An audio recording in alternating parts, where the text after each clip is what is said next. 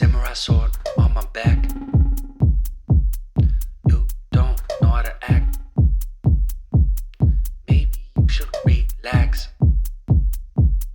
Maybe you should relapse. Just kidding. What is up mga pare ko? This is your boy again, J Moro PH. And today magpapalit tayo ng sapatos ng ating AEROX. Magpapalit tayo ng gulong, no. Kakabit natin dito is Pirelli Angel scooter.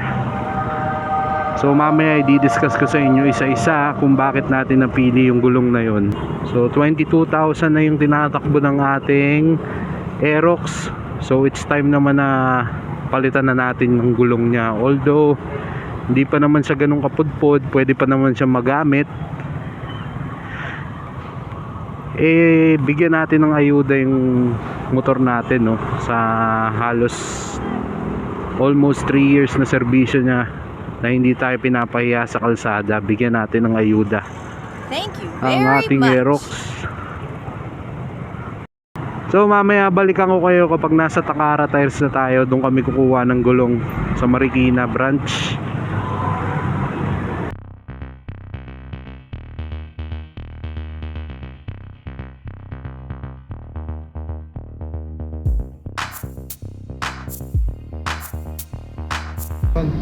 $110 tsaka $140.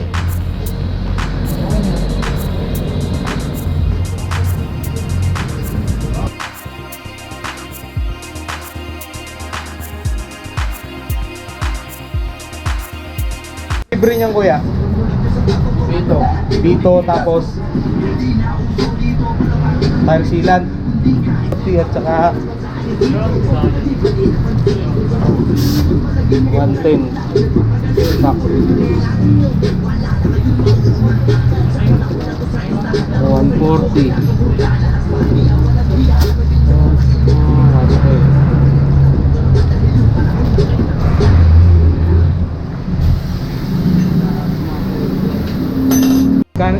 Magkano yung likod?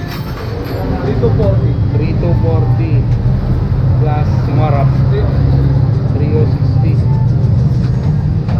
6,300. Walang ano yun? Walang discount yun? Wala po siya, discounted na po lahat yan.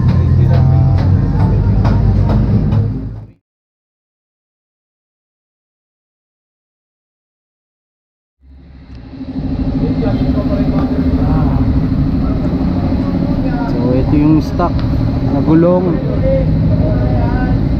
Kapal pa naman.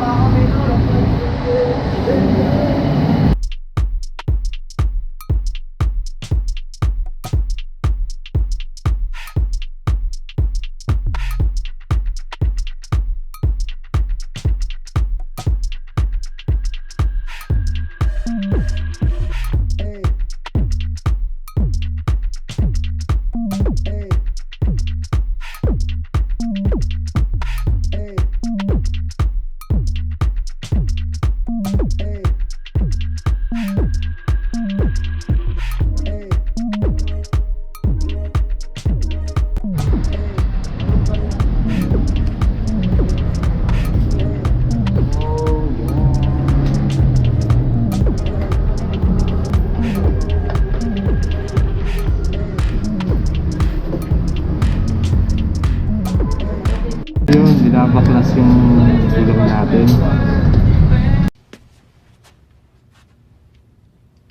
No, God!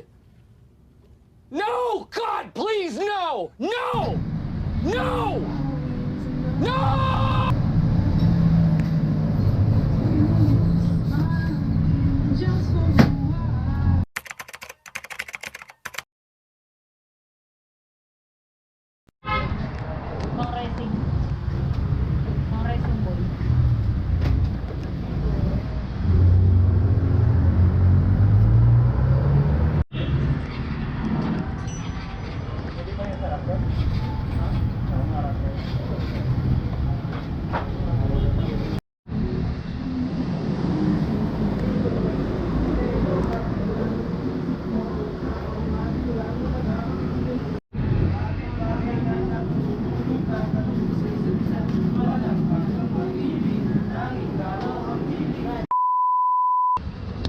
So yun mga pare ko, naikabit na natin tong Pirelli Angel scooter from Takara, Marikina. So ano nga ba yung short impression natin dito?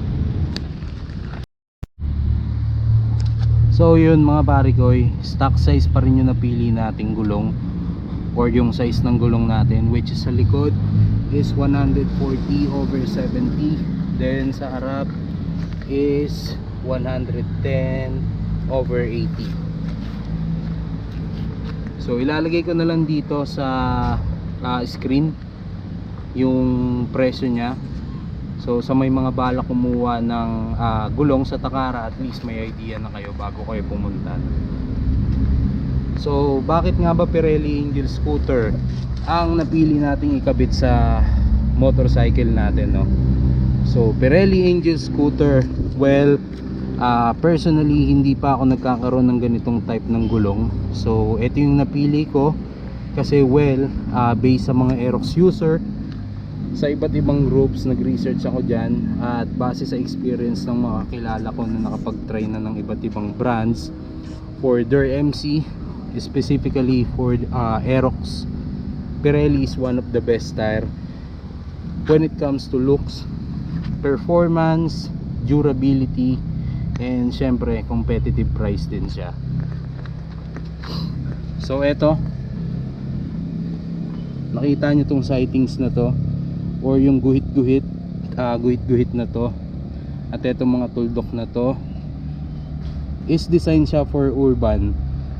Okay, so which means kahit wet and dry, at sa kahit anong type ng kalsada, patag man yan, bako, maputik, or may graba, magandang kalsada pa yan, is makapit siya, no?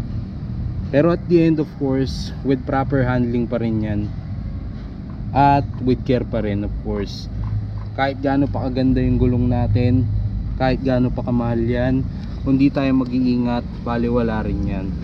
So sa tread life, mas matagal siya maupod compare sa Diablo Rosso at other brands. So doon na papasok ang sinasabi nating durability, at syempre mas makakatipid tayo kasi matagal-tagal tayo bago magpalit uli ng panibagong gulong. So sa performance, hindi ko pa siya masabi kasi bago pa lang tong gulong natin, hindi ko pa talaga siya na fully maximize. So ipa-follow up ko na lang yan sa mga susunod na vlog natin. Sisingit ko na lang sa inyo kung ano yung kamusta yung performance niya when it comes syempre sa cornering, sa road, sa mga lubak. Isisingit ko na lang doon. So sa safety and budget, for the budget, of course, wak na swak siya. So yun mga barikoy, maraming salamat sa mga nakatapos ng video na to. So hopefully nakatulong to sa inyo, for you guys help to decide kung ano yung pipiliin yung gulong.